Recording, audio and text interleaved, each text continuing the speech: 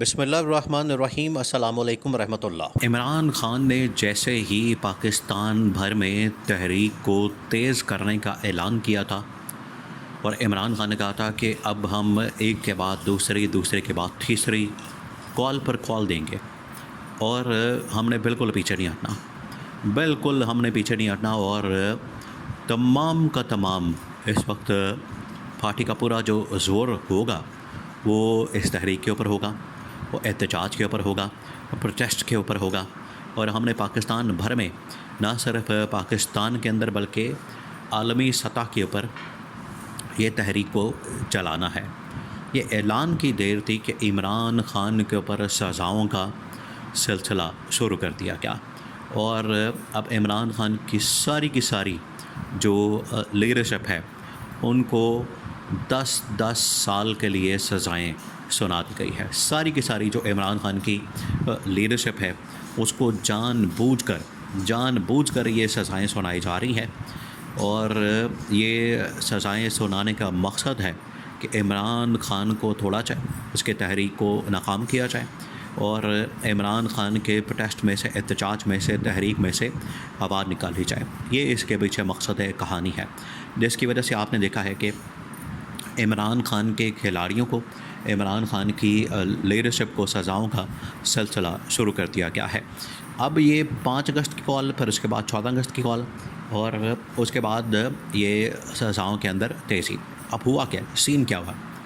ایک تو آپ اندازہ کریں، آپ ذرا امیجن کریں کہ پاکستان میں قانون کے ساتھ کس قسم کا کھلواڑ کیا جا رہا ہے، پاکستان میں قانون کے ساتھ کس قسم کا یہاں پر اس کا تماشا بنا دیا گیا ہے، اور اس کی دھجیاں اڑائی جاتی ہیں، اس کو مکمل طور پر ختم کر دیا گیا ہے۔ اب ہوا کیا؟ پہلے تو 9 مئی کے مقدمات میں عمران خان اور کھلاڑیوں کو، پی ٹی آئی کے ورکر سپورٹرز کو اور پارٹی لیڈرشپ کو سزائیں سنائی جا رہی تھیں، اور اس میں 9 مئی کے مقدمات میں عمران خان کی اہلیہ کو، جنرل فیض کو، باقی تمام لوگوں کو۔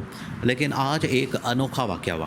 اب انوکھا واقعہ یہ ہوا ہے کہ جو رانا ثناءاللہ کا گھر ہے، رانا ثناءاللہ جو کہ اس وقت ایک سٹنگ ایڈوائزر ہے، مشیر ہے، وزیر ہے، اس کے گھر کے اوپر جو حملہ کیا گیا ہے اس کو بھی دہشت گردی کے زمرے میں رکھ کے تمام کے تمام لیڈرشپ کو سزا سنا دی گئی، اور ہر بندے کو 10 سال کی سزا سنائی گئی ہے۔ آپ ذرا امیجن کریں کہ اب یہ بھی فوجی تنصیبات کے اندر آ گیا ہے کیا؟ کیونکہ جو 9 مئی کا مقدمات ہیں، جو عمران خان کو، پارٹی کی لیڈرشپ کو، باقی تمام لوگوں کو 9 مئی کے مقدمات میں جو سزائیں سنائی جا رہی تھیں، 9 مئی کے مقدمات میں جو عمران خان کو، پارٹی لیڈرز کو، انہیں سزاؤں کا سامنا کرنا پڑا تھا، وہ تو چلے سمجھ آتا ہے۔ اس میں فوجی تنصیبات کے اوپر حملہ کیا گیا، وہاں پر جلاؤ گھیراؤ کیا گیا، ان کے اندر جا کے توڑ پھوڑ کی گئی، اور وہاں پر یہ سب کچھ ہوا۔ چلے یہاں تک بات تو سمجھ آ گئی کہ یہ ایک واقعہ پیش آ گیا۔ لیکن اب رانا ثناءاللہ کا گھر کب سے فوجی تنصیبات میں شامل ہو گیا؟ وہ رانا ثناءاللہ کا گھر ہے کہ کوئی فوجی چھاونی ہے؟ وہ رانا ثناءاللہ کا گھر ہے یا کسی کور کمانڈر کا گھر ہے؟ وہ رانا ثناءاللہ کا گھر ہے یا کوئی ISI کا دفتر ہے؟ یعنی رانا ثناءاللہ کے گھر کو بھی اب دہشت گردی کے زمرے میں رکھ دیا گیا، اور لوگوں نے حملہ نہیں کیا، اصل میں تو باہر جا کے ان لوگوں نے احتجاج کیا تھا، پروٹیسٹ کیا تھا، لیکن ان کو بھی اب سزائیں سنانے کا اعلان کر دیا گیا۔ اب ہوا کیا؟ 2-3 لیول کے اوپر بہت بڑے فیصلے ہوئے ہیں۔ اس فیصلے کے بعد جو فیصلہ بات سے سامنے آیا انسداد دہشت گردی کی عدالت سے، نمبر 1، عمران خان نے پہلے بتا دیا تھا کہ آپ کو اس میں سزائیں ہونے جا رہی ہیں، آپ کو اس میں یہ 10 سال کے لیے سزائیں سنائیں گے۔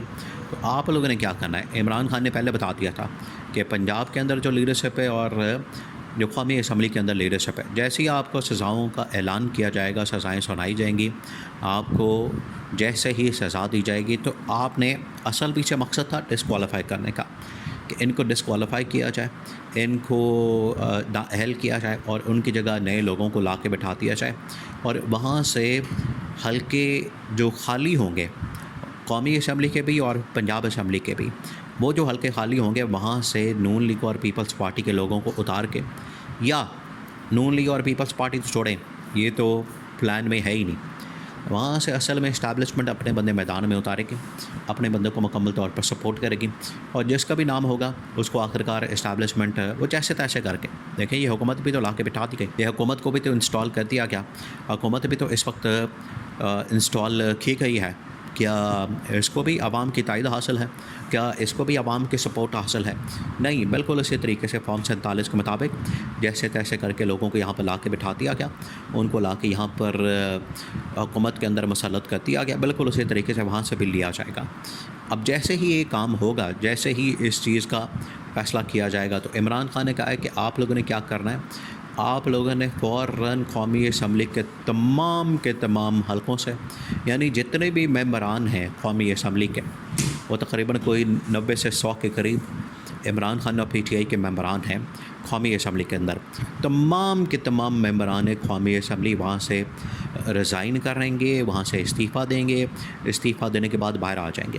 دو چیزیں کریں گے، ایک تو باہر اپنی قومی اسمبلی لگا لیں گے اور اپنی اسمبلی لگا کے وہاں پر یہ لوگ احتجاج کریں گے. سیکنڈ یہ کہ آپ لوگوں نے وہاں سے ریزائن کرنا ہے، آپ لوگوں نے وہاں سے استعفیٰ دینا ہے، اور استعفیٰ دے کے تو آپ نے باہر آ جانا ہے، اور جو بھی حلقے خالی ہوں گے وہاں سے پھر زیادہ مضبوط کینڈیڈیٹ، یعنی وہ لوگ جو ڈسکوالیفائی ہوں گے، ان کے بہن بھائی، ان کے ماں باپ، جو بھی اس میں اس علاقے کے اندر زیادہ پاپولر ہوگا، جو بھی اس علاقے کے اندر زیادہ مقبول ہوگا، اس کو آپ نئی ٹکٹ دے کر پی ٹی آئی کا تو اس کو میدان کے اندر کھڑا کر دینا ہے. یہ اب عمران خان نے کہہ دیا ہے. دیکھیں یہ جیسے ہی تقریباً 100 کے قریب اب استعفے آنے والے، جو کہ عمران خان نے بتا دیا، پی ٹی آئی نے اس کے اوپر مور لگا دی ہے. پی ٹی آئی نے فیصلہ کر لیا کہ بالکل ہم اس کے مطابق چلیں گے، اس کے مطابق آگے بڑھیں گے اور یہ فیصلہ کریں گے. جیسے ہی اب یہ 100 استعفے آئیں گے تو اسپیکر قومی اسمبلی کے لیے اس معاملے کو دیکھنا، سنبھالنا، ہینڈل کرنا، مینج کرنا بڑا مشکل ہو جائے گا اس کے لیے، اس پورے معاملے کو سنبھالنا.